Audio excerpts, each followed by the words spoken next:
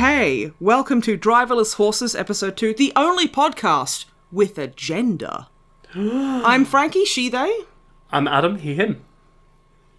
And, hey, Adam, how are you doing today? Yeah, I am doing really good. It has been a fantastic week. Lots of exciting things. I'm so glad. And, you know, we went to Decathlon. Oh my god, what a trip. Y'all aren't ready for our Decathlon story. For those of you who don't know, Decathlon is an English sports store chain with amazing, what you do is, because Adam came in this evening, and the reason we're like hours late recording it, because he came in and was like, oh, and Decathlon, you just dump your armfuls of items you want to purchase into a cardboard box, and then the machine knows what you bought. Yeah, it's just... And I was like, let's go look at it. Yeah. And so I was like, wouldn't that be cool if we went? And he was like, do you want to go? And I was like, yes.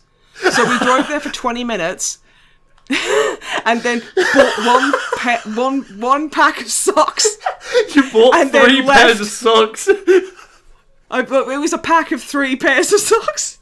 And I dropped it, and the machine knew. It knew, listener. It knew what I'd bought. It knew exactly what. We found out it was RFID in the barcode, but whatever. You know, it was magic for a while. It was. And we got to hang out and talk about weird shit, so that was fun. And I got to teach you how to punch and lift weights. Yeah. Yeah, I did. I was like, hey, here's a heavy weight, lift it. And he did, and it was awesome. That was literally it. Yeah, then we threw a toddler out of a plane. It was amazing. Wait, I'm also doing okay because I'm still riding off that Decathlon. You don't remember? We were on shrooms. Yeah, because we're gym buddies now, so that tracks. Yeah, gym buddies who shroom together, boom together with their muscles, and you have to say it like that because that's what makes it funny. Yeah, I'm okay too. Adam, what news have you got for me? I've got some... Are they saying boom or boo? Boom. Okay. I've got an actually fantastic story for you this week. It's humorous. Tourists are warned, be kind, after demon seagulls carry out attacks on fish and chips. Okay, so are the fish and chips tourists? Or is it what the tourists are eating? Both. The fish and chips are eating the tourists, and the tourists are eating the seagulls. The seagulls are hiring the fish and chips off the deep web to eat the tourists. Yes. And then the seagulls eat the tourists because it's bulk season. Oh, it's bulking season. Okay, that's cool. Yeah. It's seagull bulking season. Where is this happening? So... I'll read through the story and see if we can find out where. Sure. Seagulls are known to terrorize seaside visitors by swooping down and stealing chip, but no one organization has asked for compassion for the feathered thieves. I'm sorry. No one organization has asked for compassion of these feathered muggers descending from the sky to steal people's food? Who? Okay, yeah, no, there's a reason for that. Would you give compassion to an actual thief? Yes. Yeah, I probably would as well. But not a seagull, because I am a seagull racist. It's the beaks, isn't it? I'm sorry. Yeah. They're too seagull-like, quite frankly. They come over here, steal my chip, terrorize me as a tourist. Let's not talk about the fish. I can't. If I see a battered fish, I literally shit myself in rage because I know a seagull is plotting to steal it. It's not fair. It should be allowed. There's a specific tagline in this that your husband, this is the reason he picked this story. It says, massive billboards have popped up in coastal towns appealing to holidaymakers to show kindness towards seagulls, but some aren't worth the respect, suggest locals. So journalism is in the toilet, this is obvious, but can you imagine as your job as a journalist, standing next to a billboard with a microphone and a camera, waiting for tourists to happen, and then going, hey, do you like seagulls? And then they go, no, they steal my fish and chip. And then they go, but there's a sign that says you have to respect seagulls. And they go, fucking, I don't, and I want a direct quote. It's like, Mario from fucking wherever says, I don't believe seagulls are worthy of basic human respect, even though they're seagulls. And it's like, you know, like Mario 38 from Seagull Hate Land. Oh god, the worst. They hate seagulls there. I may be a seagull racist, but they take it to professional levels, honestly.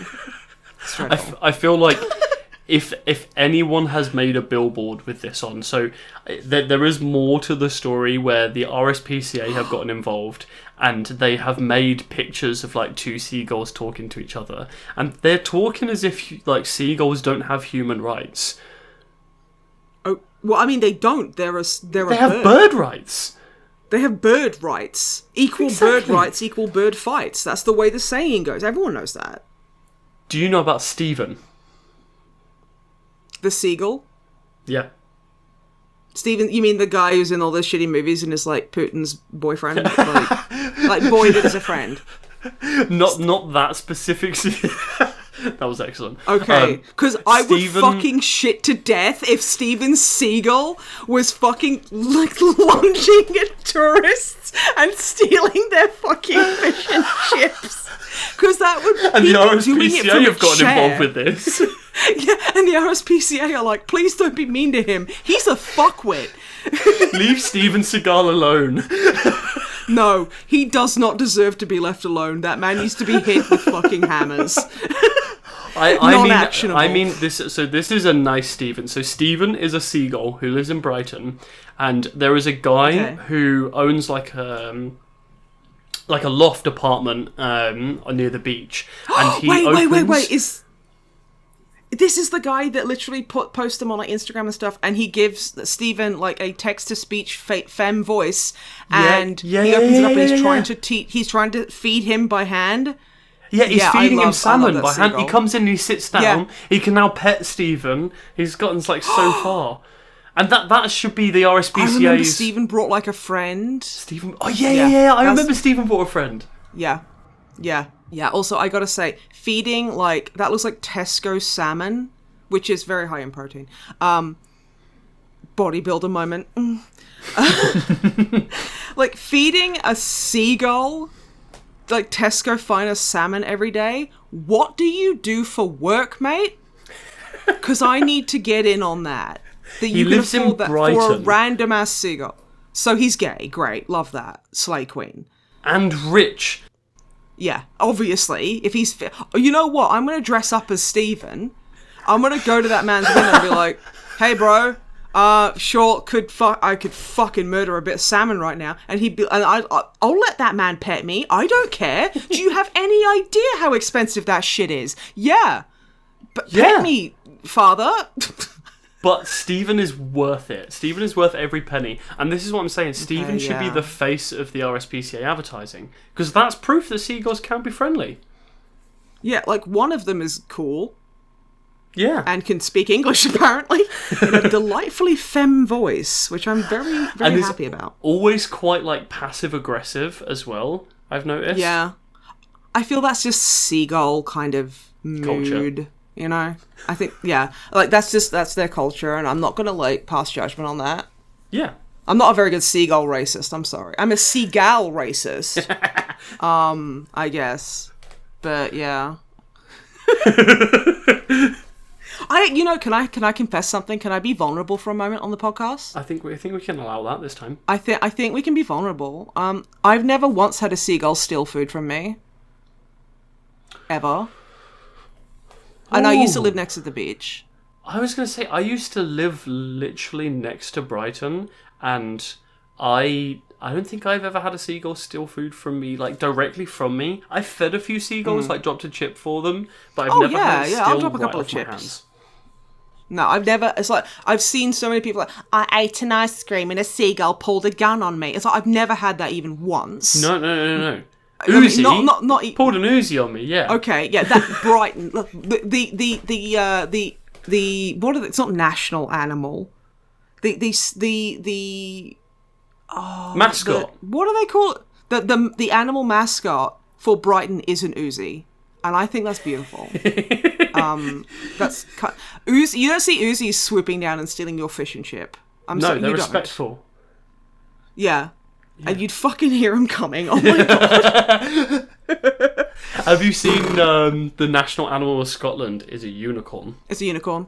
Yeah, we love this. It's a unicorn.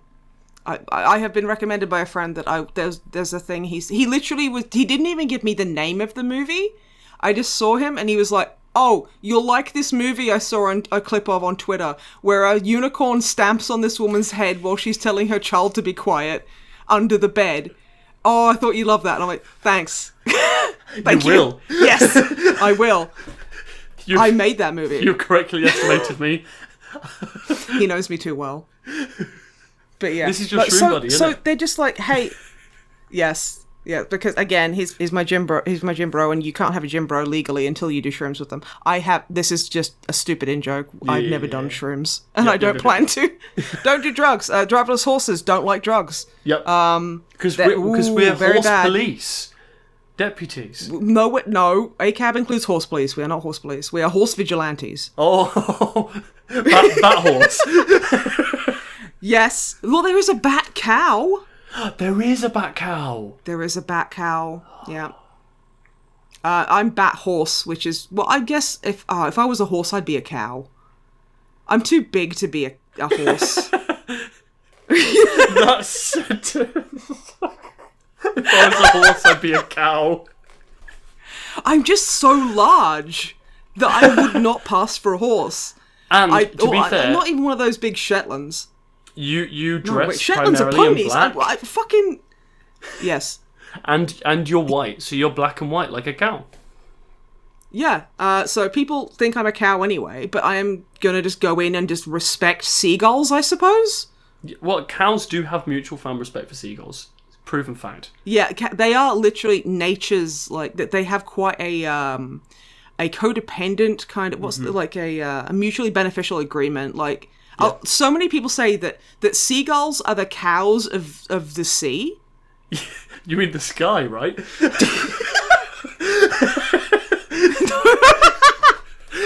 No, seagulls come from two places. They come from the sea and gull. And the sea and the gull. Yeah, the Gulf War. The seagulls fought in the Gulf War. Adam, can I ask you a personal question? I accept. Are you one of those pricks, and I'm not trying to pepper you with a preconceived idea, that goes, "Oh, it's only a seagull if it's near the sea"? No. Under no circumstances. Good. If it looks like a seagull and it talks like a seagull, it's a seagull, surely. Yeah, the thing is, if it's a seagull, regardless of where it is, it's a seagull. That's like going, a Shetland pony, if it's not in Shetland, it's just a fucking big dog or something. I don't know. I don't know horses very well. Because... No, you're banging money. I'm banging money all the time. Every day. Which I think is... Yeah, but seagulls hate this one weird trick. But cows will tolerate it. Goes against their agreement with the cows. Yes, they have a treaty, which we're not allowed to read.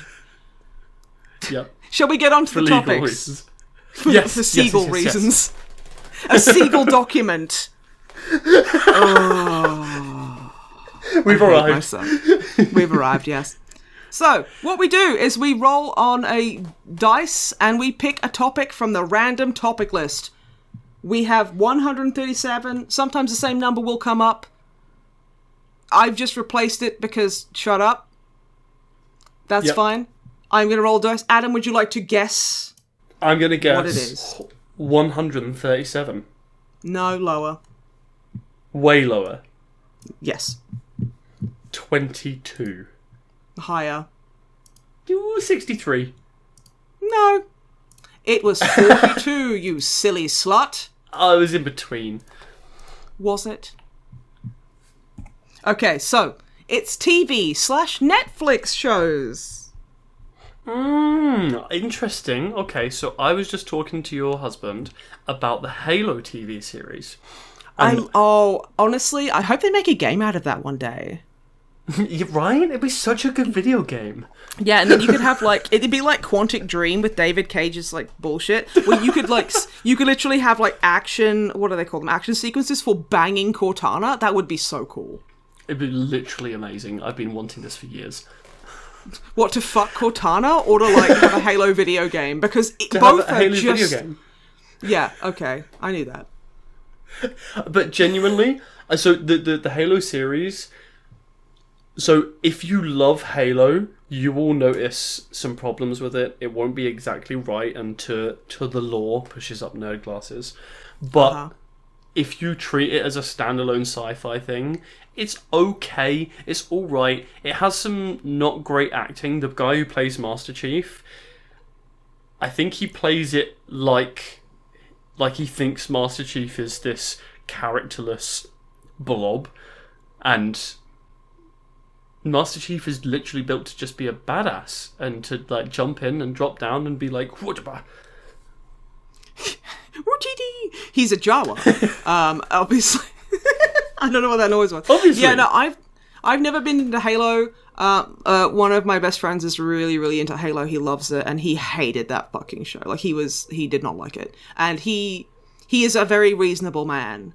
So I do believe. And the thing is, like, the guy who plays John Halo is Pornstache from Orange is the New Black. I love telling people that and them going, wait, fucking what? And it is, yeah, it's him.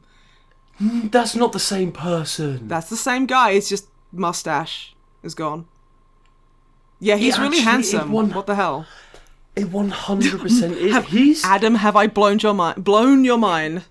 This man has range. Yeah, he can be a horrible person or he can be a horrible actor. No, I don't know. I haven't seen him in that one. But you're saying that he's playing Master Chief wrong. Maybe he was just directed really badly, because from what I've seen of him, he does seem to be a pretty good actor. I think the part was written so poorly. I think that they tried to capture the essence of Master Chief being a quiet badass that just comes in and saves the day, sorts things out. But it's really difficult to do that in a TV series and get him to talk and have words, because then you make him talk but with no character, and that just doesn't make a good main character. I haven't seen. The last thing I watched on Netflix was Guillermo del Toro's Cabinet of Curiosities, which is actually really, really good. Yeah, it's really good. The one I stopped at, and I haven't looked back because not only do I have executive dysfunction, but the episode that I just watched, last watched, was so bad I don't want to go back. It was like episode 6. So it's like it's a horror anthology kind of thing where, is that the right word? Where it's just kind of like just different stories. And like the one I stopped watching at was actually an adaptation of Pickman's Model, which is an H.P. Lovecraft story. And it sucked. Okay. And it had 2 actors that I always quite like to see, which is Ben Barnes, who played Billy Russo in the Punisher Netflix series, which I love and only had one of, because the second series was really bad. And Crispin Glover, who played George McFly in the first and only the first Back to the Future movie. Yeah. Which one? My husband actually is in that one too, who I love and cherish every day. He's not. Yes, he is. In the Back to the Future movie? He plays Biff Tannen. I was waiting for that to happen. I knew. Yeah, I'm so predictable. The first episode was actually really spooky, and it was about those storage lockers in America where people like storage units where you basically pay a monthly fee and you can just put a bunch of junk in a room. Yep. And then it's basically and it's set kind of like in the area where someone will die or someone won't pay for a certain amount of time, and then they just auction off the lot basically. And it's I've doing wanted that. To do that before. The thing is, what they do is it's the same with the Amazon kind of things. They go in and they take out all the expensive stuff first, and then they'll sell it to you. So it's basically it's like a con around that. And they have the lady who played Anna in Predator, El Padilla Carrillo. And I saw her and I was freaking out, and my husband was like, what? And I'm like, it's her! It's Diana! I love her so much. She's amazing. And she acted her soul out in this. And it was really, like, all the characters were really good. The story was good. She was carrying. Yeah. She wasn't carrying it. Like, all of them were great. And, like, the main character, the main dude is, like, just the scummy fucking dude. And it's... Basically, they're running a kind of thing where he's paid money by the guy who owns it to buy them with their own basic money. So basically with their own money. So they're like doing a fraud. They're doing a big fraud. Yeah, big time. And El Padilla's character, she basically had a storage box with them that they sold ages ago, and she was paying for it, but because they messed up, they weren't collecting her payments, so they just sold it. And she's like, can you please let me in? I've been paying, I have receipts and all this. And they're like just fobbing her off, basically, and they won't let her in. And she's trying to like talk to, because like it's like, I think it's like her husband's passed, or like her children are passed, and that's full of like family photos that she's like, it's literally worth nothing of value. I just want the photos. You can keep everything else. I just want the photos of my like family. And it's really heartbreaking. And it kind of goes through that, and it's good. It's really good. I really loved that one. That was some good justice bonus in that one.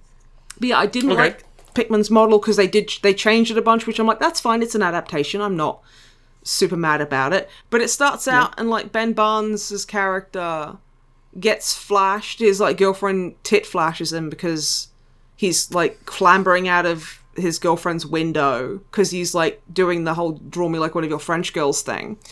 And she's like, oh, you gotta come back at some point. And he's like, whoa. And then she flashes her tits, and he's like, oh. And I'm like, okay, so it's a Lovecraftian story. Sex does not exist in Lovecraft. Mm-hmm. There's no tits. It's just There's no dick and balls or ass. It's the most sexless thing ever.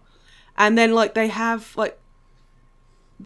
Crispin Glover, where Crispin Glover is so strange. So Tom Wilson, the man who plays Biff, who's also an incredibly funny comedian, a very talented painter, and incredibly talented musician as well. I can recommend... And your husband.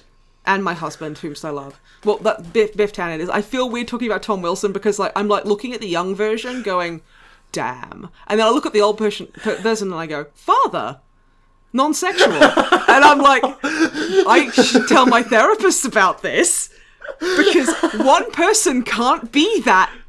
It's weird. Okay. If anyone could do it, it's Biff Tannen. I could... No, he's horrible. But the thing is, young Tom Wilson is so handsome and so sweet. I love him. And I just think it's funnier to say Biff Tannen because I think it's less creepy to say that I have a crush on a character than an actor. And say the stuff I say about this poor fucking man. I want to assign it to Biff Tannen because it's honestly just... This man has a family... It feels weird. We need to get him to listen to the podcast now. No. No, don't do that. That poor man has suffered enough. But yeah, in his book, he was just talking about like Crispin Glover because like half of it is like a bit of a fabricated kind of story about him seeing the Lone Ranger, Clayton Moore. Who has been dead for a long time. So he's not quite a ghost. He's kind of like a... I'm not going to spoil it, but it's a weird thing. But it's also peppered with a bunch of kind of like just being a working actor and also being in like playing Biff and how that, that caused a bunch of problems. And it did make him feel very bitter because everyone was just shouting Biff at him. And he's like, no, my name is Tom, and, all this kind of stuff. And just... Yeah. The horrible stuff that involved in that, but it's very humanizing. It's very sweet. It's very fun. I recommend it. It's called The Masked Man, and I wouldn't recommend listening to the audiobook because he is old enough where he doesn't think that copying accents can be a bit dicey. So dear. It's obviously not done with like from a place of hate. It is done from sheerly from a... Is sheerly a word? Completely from a place of ignorance. There we go. It's still not good, but, so, yeah. And he was talking about when he was doing table reads with Crispin Glover for the first Back to the Future movie. Mm-hmm. And he was chomping at the bit to get more, because he didn't have much lines. The second movie is where, and second and third movie is where he really gets a lot of screen time. I mean, the second one I love. The third one is my absolute favorite because cowboys. And Cowboys are everything. Miss Buford Tannen, yes sir. I will string you up, honey. Wink, wink. I love me a man in a hat and spurs. Okay, he learned how to ride a horse properly and throw a lariat just for that movie. He also learned how to shoot. You would though, wouldn't you? Like if you were going to be in that kind of movie, you would. But respect him for actually doing it. If the studio were like, "Do you want to do that?" I'd be like, "Yes." I would answer before they could even fucking ask me. You would already be on the horse. I would, and they'd be like, "Where did you get that from?" And I'm like, "Found it." Got it ready. Horse car park. I bring it in my backpack in case of emergencies. Yeah, exactly. Anyway, back to it. So they didn't have much to do on the table read because obviously George McFly, Crispin Glover's character, and Biff Tannen, Tom Wilson's character, didn't really have much to say in the first movie. So they were both kind of like itching to have more. So they left the table read. And I will say Tom Wilson's impersonation of Crispin Glover is really good. It's very good. Yeah. And he's like, "Oh man, I wanted to do more acting." And then Crispin Glover, in character for George McFly, is like, "Well, Biff, maybe," and then they start improvising and like kind of, I can't remember what the word is. But just basically No, they were just kind of like in character, just shooting the shit for like 6 hours. And like, he was like, "I was getting tired and I missed my girlfriend, but I was not going to let Crispin Glover win. I was not going to break character." So they go back to Crispin Glover's house and still still in like character and kind of quipping back and forth. Like, "Yeah, what did you say, butthead?" All that kind of stuff. Tom Wilson describes Crispin Glover's living conditions as such. He goes into this house and the living room is painted. Everything is painted in matte black paint. And instead of a coffee table where the chair, the sofa is pointed, it's pointed at a used gynecological suite from the 70s that is also painted matte black. Crispin Glover does not say a fucking thing about this. He sees this as completely normal. And what? Tom Wilson's like, he's like, "I need to leave." So he goes, Hey McFly, you ever kiss a man?" Because he's thinking, "I'm going to get him to play gay chicken." And he's going to go, "Okay, man, let's call it a night." And he tucks his fucking weird head. He goes, "Well, Biff, I guess there's a first time for everything." And he goes, "I gotta go, my girlfriend's waiting for me." And he runs out of that man's apartment. And I understand why. Yeah, this is all true. As far as I'm aware, yeah. And the thing is, Crispin Glover is so bananas, I believe it. And the thing is, Tom Wilson is very kind of like, because like he has a song called like the Question Song, which is really funny. Everyone should Google it. And it's just like him talking about all the questions he gets asked. And he's like, because I think it was a year after the first Back to the Future, he did a movie with Gary Busey, and he was like, "Oh, who's the worst person you've worked for?" "Gary Busey." Like he just is like, "Yeah, the worst person I've ever worked with is Gary Busey. He's horrible." And what was his beef with Gary? Gary Busey is apparently just like an absolute tyrant on set, and I think that was before he had that horrible accident as well. So yeah, so he was a dick before that apparently. So I'm like, oof, yeah. And he got worse after the horrible accident? Yeah, apparently, yeah. Yeesh. So yeah, but no, that's me talking about Netflix apparently. Well, I guess TV also kind of ties into that, but I haven't watched TV in so fucking long. I don't even know what TV is anymore. I just watch YouTube and Netflix. I watched like the first season and then I just didn't watch anymore. And it's not because I didn't like it or anything. It's just because I just will stop watching stuff because I have executive dysfunction with my ADHD and it's really fucking annoying. What did you think of the first season? I thought it was really funny. I thought Jason was gorgeous. I thought, is it Chidi? Chidi, yeah. Chidi is gorgeous. Those are my husbands. Yep. what's his name? Is it Ted Danson? The white-haired man. The white-haired man? White. Oh, he's the wide hair. Michael. What? Yeah. I thought you said wide head. I was like, how could you tell his head was wide? Because he plays full of Michael, the architect. Yes. Which and also, what? Jamil? Love her. Yeah. Love her so much. And Eleanor Shellstrop, but I forgot who plays her, but she's in so much. She's a really good actor. I absolutely loved Good Place. I watched it again recently from start to finish, and I got to the last episode, and I basically cried through the whole thing. It's beautiful. Oh no! It's one of those endings to a TV program where you know it's ending, and you're happy that they're finishing it and it's ending, and all the characters have really good finales. You're sad that it's ending still, but you're also like, this is beautiful. This is so it's a lovely. bittersweet You can thing. tell everyone loves it, and everyone has such a passion for the set. So you can tell everyone really means all of the emotions, and you're like, ah. Oh, that's so sweet. It's like, it reminds me, because a lot of people bemoan the last season of Brooklyn Nine-Nine sucked, and I'm like, no, I actually kind of really do like that, because they kind of went, oh shit, wow, yeah, maybe cops as like an institutional thing is actually doing more harm than good. And like, you could see there's a lot of kind of self-reflection there, and I'm like, that's really impressive. And also, I'm like strangely attracted to both versions of Scully. Yeah, to be fair, me Scully strangely attracted to fucking, like, a young Alan Richson. Wow, shocking. Controversial yet brave over here. How did you find out that? Like, that's a crazy thing to realise. I know. I'm being so vulnerable right now. Conventionally giant man. Conventionally attractive giant man. Is attractive. Oh no, yeah. Hi everyone. I never thought I'd have to make a podcast like this. This is the hardest thing I've ever had to do.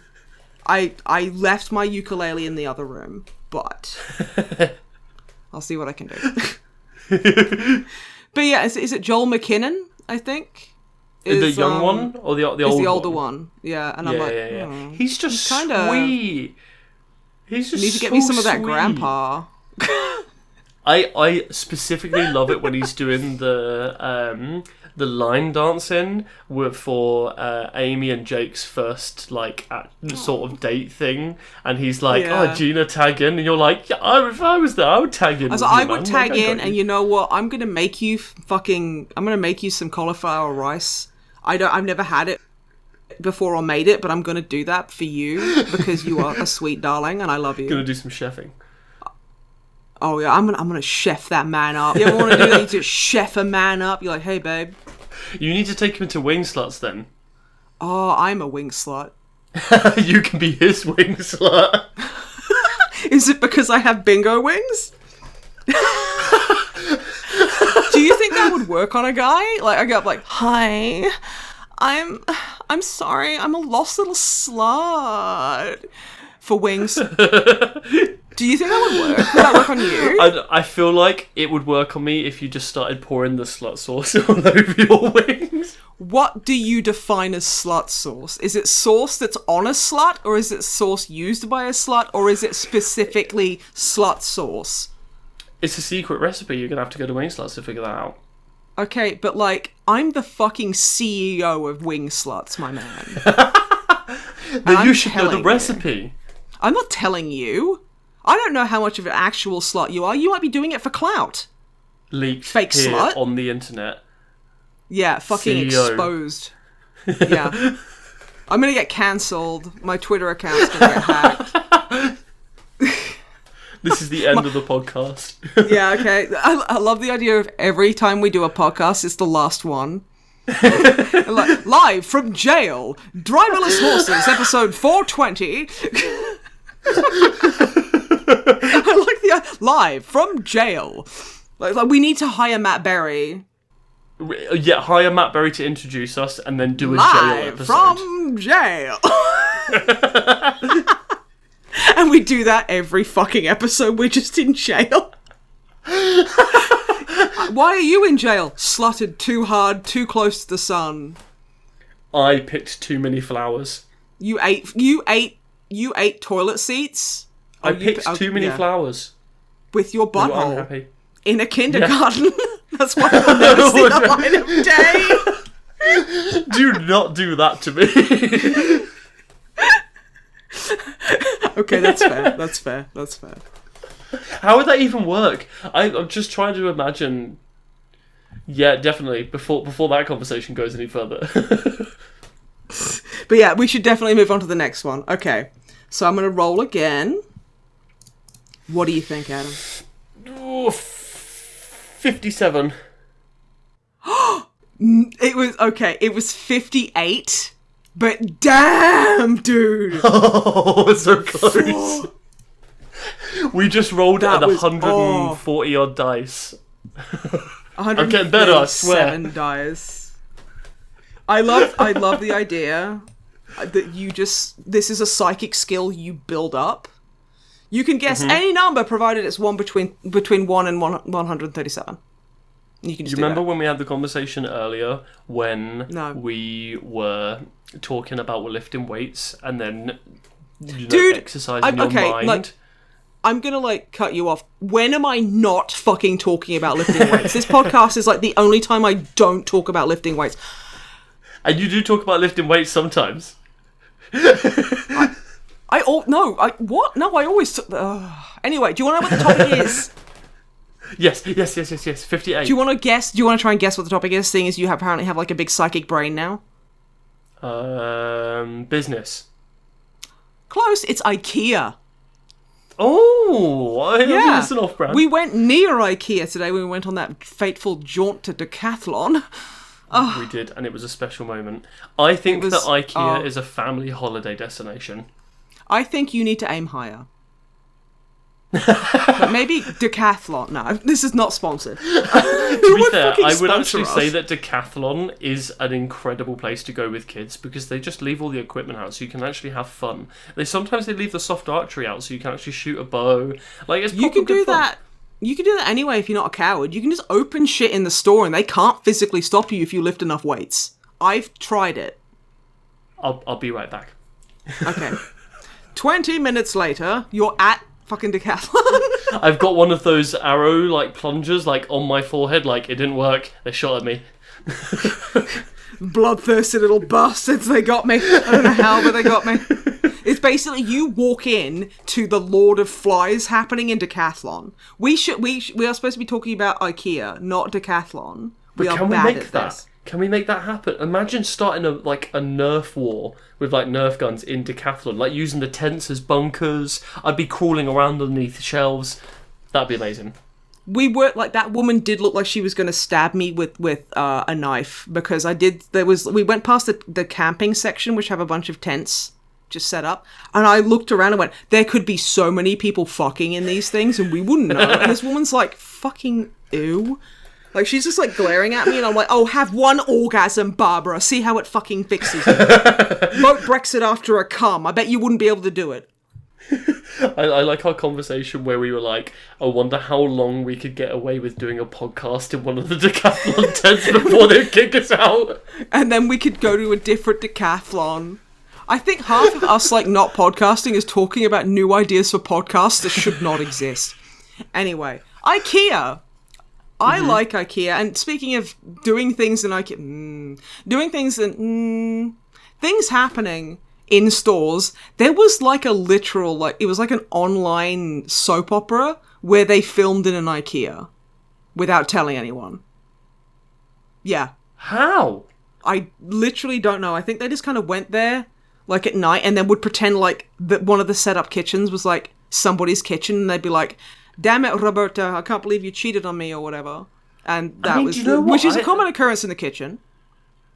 But that's believable, right? Those kitchens are set up real nice. They look look quite homely. Sometimes they have pictures of windows. Yeah, I love me a good picture of a window. All day with that shit. Yes, please. The actual outside can fuck off the edge of my dick, but a fake window, I feel safe. I feel have many pretty. Fake windows. Yes. My roof. Where do you... iBroofing? No, my roof is a fake window. Is really? No. Maybe. Oh. Who's to know? Oh. So you're a liar. Cool, that's great. So Adam the liar... This is two truths and a lie, except for my only lie.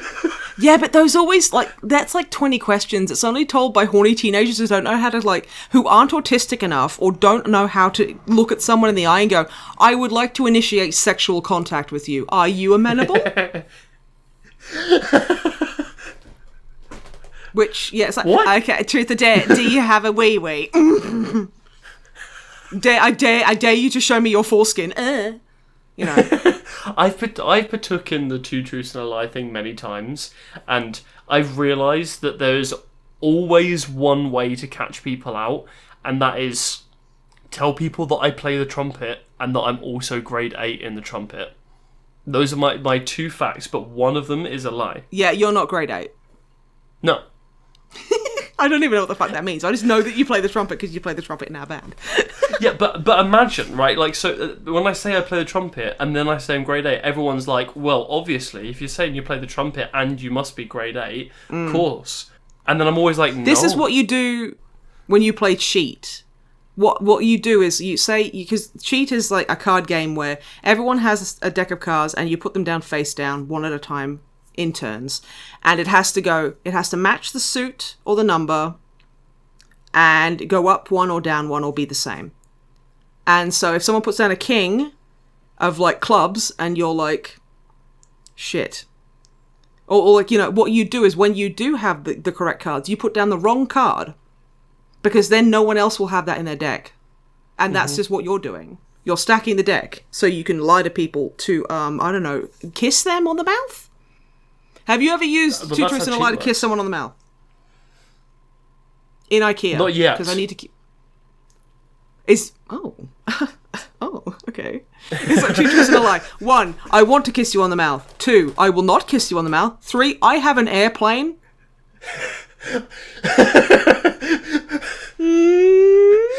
I thought you were going to go very differently with that in the, what did you think I was going to do? 1, I want to kiss you on the mouth. 2, I'm going to kiss you on the mouth. 3, I already have kissed you on the mouth. 3,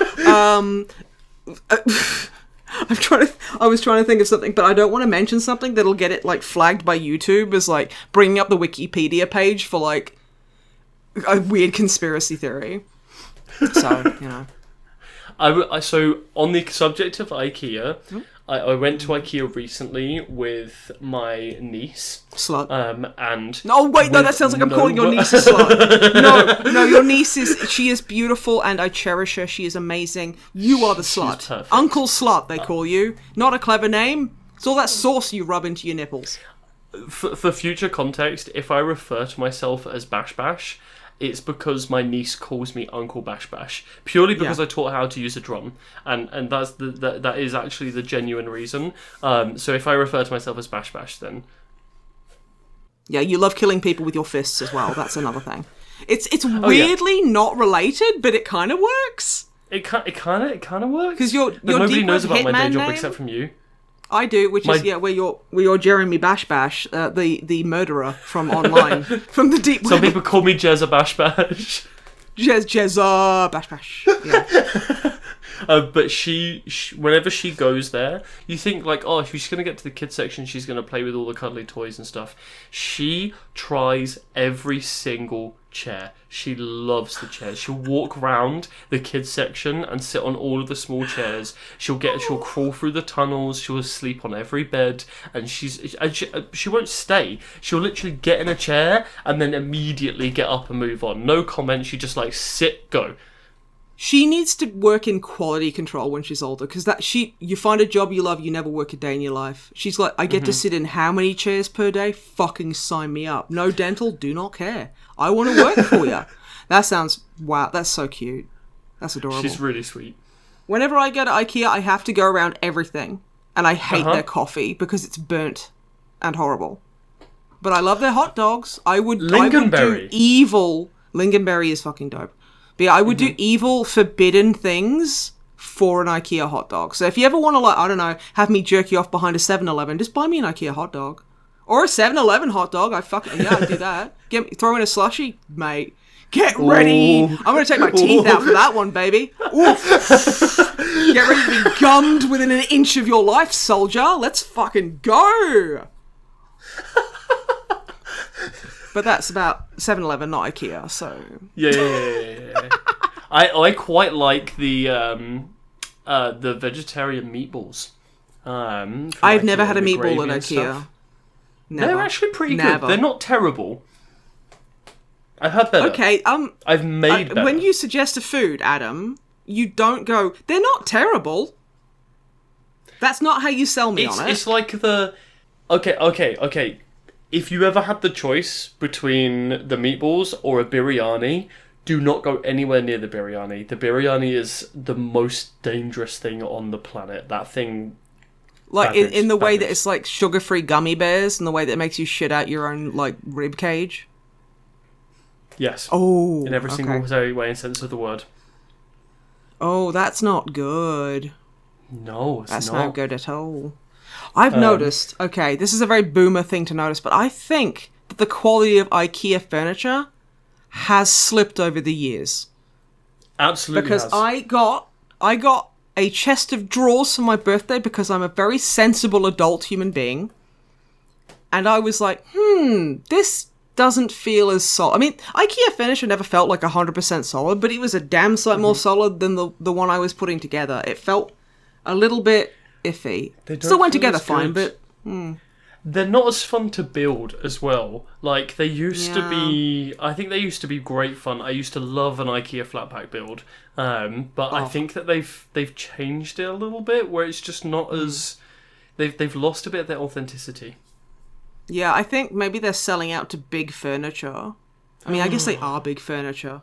They have a lot of big furniture. I feel like Oak Furniture Land is big furniture. Dude, can I just say... I am the biggest, nastiest slut for Oak Effect furniture you will ever find.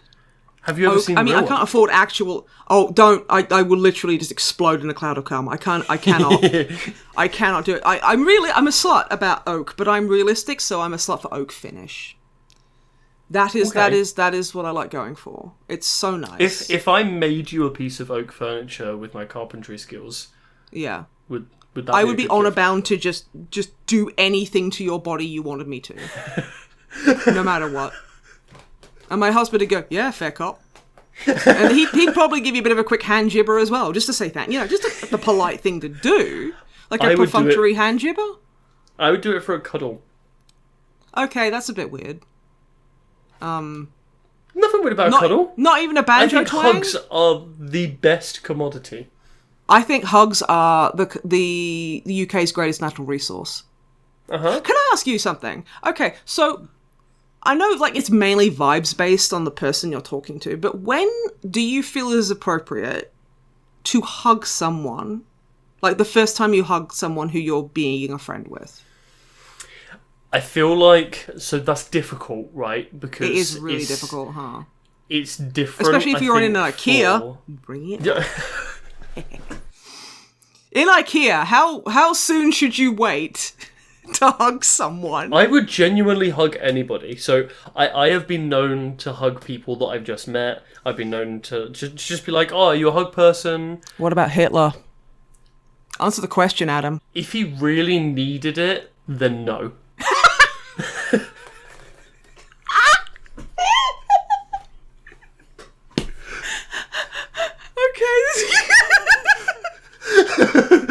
Under no circumstances. I love how vindictive that was beautiful, a hug. But no, he doesn't deserve any hugs. I love how it's like, oh, if you really needed it, yeah, he could just die in a fire. Go fucking... Oh my god, go die in a bunker, I guess, is more appropriate. Haha, loser. We are very anti-Hitler here.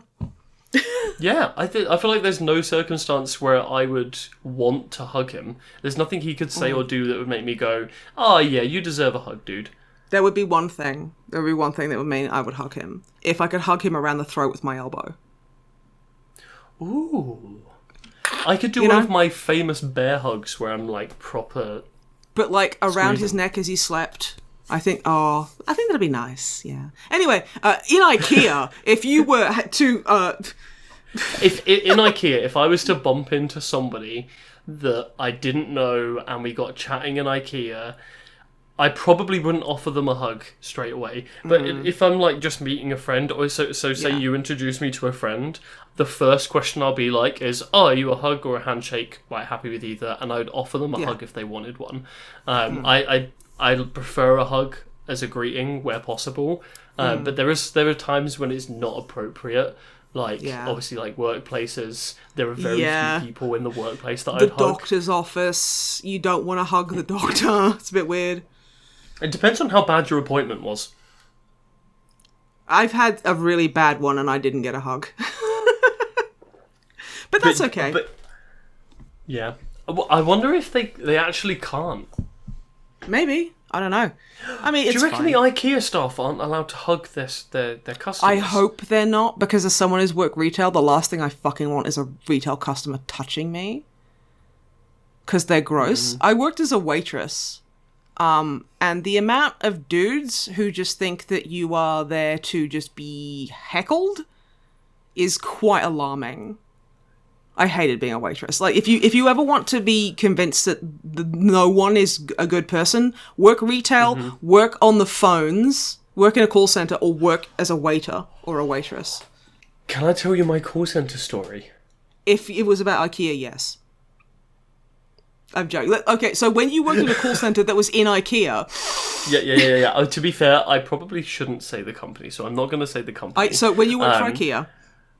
I took a call for someone. It was for Valentine's Day, and they were buying some flowers. And they answered the phone, and I was like, "Oh, hey, company name. Like, what kind of flowers do you want to buy? Like, how can I help you?" And he was like, "Right, can I trust you?" And I was like, "Okay, don't ask me that, because no, you can't trust me." I was like, "Don't do that." "What do you mean? Like, what do you need?" And he was like, I need to do a very special kind of order that needs to be kept secret. I was like, "Oh, okay, like, yeah, I'm not going to tell anyone. Like, I'm not going to, like, run to your friend and be like, oh, yeah, he's ordered this, yeah." Like, I'm not going to do any of that. He ordered flowers from IKEA, the fuckwit. I mean, they do sell flowers, but you know what I mean.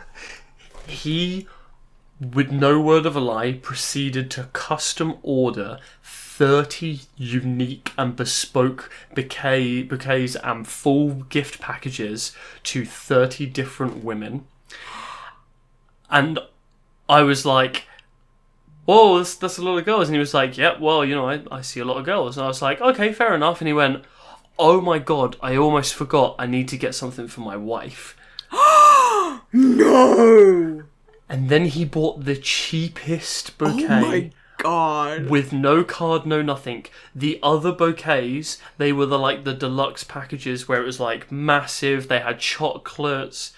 Yeah, they had chocolates. He was like, "I want these coloured flowers and I want them put together like this." He custom ordered. He was like, "Make sure they don't go to the wrong places and the wrong people, otherwise it will ruin the thing that I've got going."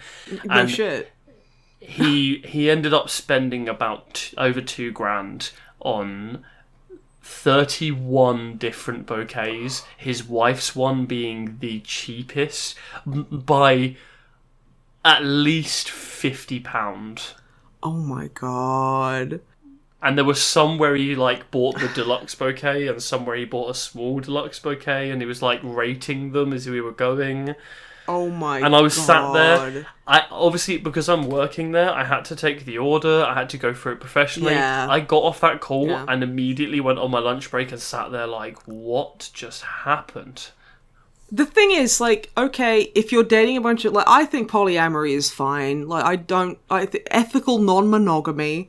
Like, my brother's poly. I don't care. Like, you know, that's fine. I don't like what a lot of people use it for. Like, this guy would probably, like, if he was caught, he'd be like, "Oh, I'm polyamorous," which is just gross. Yeah. But, like, also, okay, like, who has the time, energy, money, or fucking unmitigated gall to get shit like that done? 30 mistresses. Brother is hyper-fixated on just being a prick. What the fuck? That's insane. How did he manage that?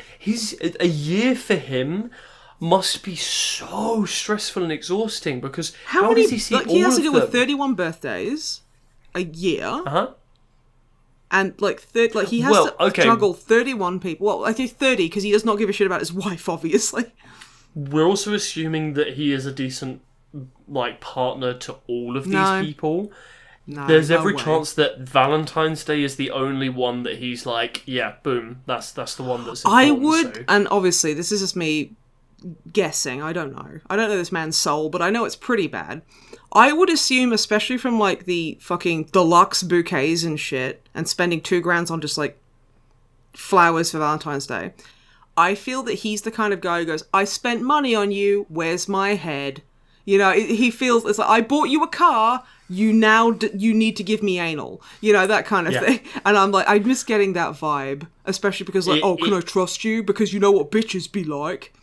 He kept on being like, you need to ensure this doesn't get messed up. He was checking all of the addresses. He had all of the addresses individually and everything.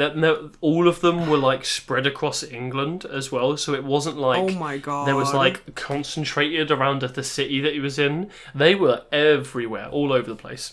Dude. Again, who has the energy for that? And why? Mate, go, do anything else. Do jigsaw puzzles. It'll be way less expensive, and you'll be way less of a hurtful piece of shit. What the hell? Oh my God. Yep. That's, wow.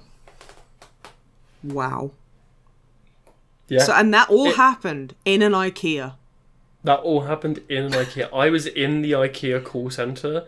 No, you were in the IKEA, well. You were in one of the kitchens, just taking a call in your headset while eating Swedish meatballs and avoiding the biryani. Yep. As one is supposed to do. Yeah, that's fine. Yep, 100%. Do you know what my favourite part about IKEA is? What is it? Okay, used to. I don't like it anymore because they changed the name and now it's not as good. It used to be called the Cycle Centre because it was where the damaged and the broken parts or things that got returned because they had broken bits, and you could just go and buy cheap stuff. Oh yeah, the bit you get at the very end where it's scuffed or display. Yeah. Now it's just not the same. It doesn't have a good amount of stuff and all the stuff in there is just not right. And it's also way more expensive. Way more expensive. I went there with my brother because we lived with, my husband and I lived with my brother for a year, just gone. And he needed a bunch of stuff because obviously he didn't have any furniture. And we went there and we got to the end where there's the display models or the kind of scuffed or little slightly broken kind of bits for cheaper. And we found a jouch. A what? A jouch. A couch made of denim.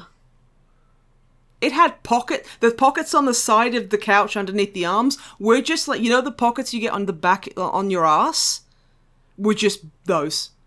It was a jouch.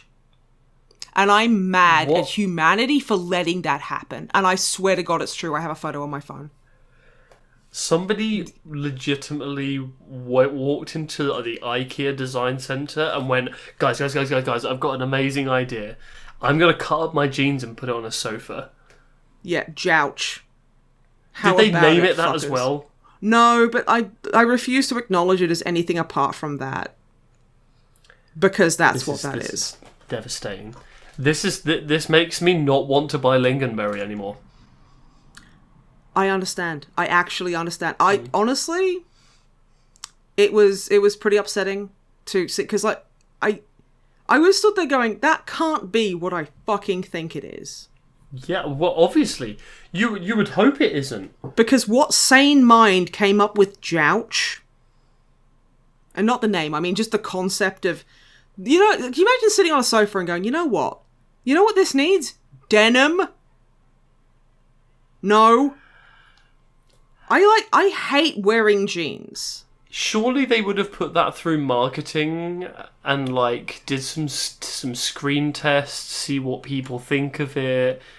I don't even know, dude. Honestly, the thing is, that just feels like, oh, you know how like everything denim is just like the funniest, memeiest thing? Wouldn't it be cool if a couch was denim? And maybe they thought people have enough money to spend on shit for like the memes or whatever. I just don't know. Yeah, but there's a difference, right? So there's the gorilla sofa, which I think is hilarious, but I would never buy it myself. No, but it is hilarious and it is meme. But yeah, denim and jeans specifically, why? Like, there's no point. Like, I mean, again, I wear like stretchy denim, like skinny jeans because I'm stuck in the past. Shut up! Don't judge me. And I'm like, the moment I get in, I kick my jeans off so hard, they're hanging off the ceiling lights. I do not want to lounge in jeans. I do not want to sit on a couch made of jeans. That is, I think, if you ever see someone with... It's like that Crispin Glover story with the gynecological suite. I would be more alarmed if he had a jouch. I would be like, I'm calling the police, Crispin Glover. You are an actual fucking murderer, and I want you to get the gas chamber. And I don't think anyone listening, or even just alive today, would disagree with me apart from Crispin Glover. And even then, he'd probably be like, you know what, fair cop. I feel like that is fair. I would not... I would be seriously worried if somebody got denim-covered furniture of any kind, but... Thinking about it, I feel like the worst, would be a computer desk. A keyboard. A G-board. Oh, I have seen that. Oh, actually, there is those fancy designer glasses that are made out of... They're made out of denim, but they like have epoxy over them. So they are soft and smooth, but they've got the texture and look of denim, and they look really nice. I don't believe you. I'll show you a picture. No, I believe that they exist, but I don't believe you that they look nice. I think that is terrifying. I want John Tack lenses. So I want coloured John Tack lenses where it looks like my irises are blue jeans. I want acid-washed irises. Adam, don't laugh. This is serious. Fucking white. No. I need this, Adam. I was thinking of contact lenses, the texture of denim. You blink. I'm sure we have spoken about weird blinking before on the podcast, and this is where it ends. I'm not doing it again. This was the glass one. You have like a little pocket. You have like the little kind of pocket in the pocket on one of your eyes, so you can store like a single plectrum or a penny in there. No. Why no? Okay, so I guess John Tack lenses.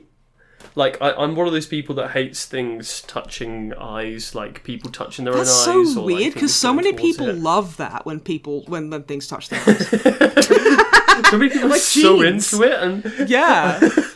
I met my new best friend, and I was like, hey man, can I just like get in on that eye, like cornea action? And he was like, jerk me off with my eyes. So I did. Yeah, it was weird, but I think we bonded through that.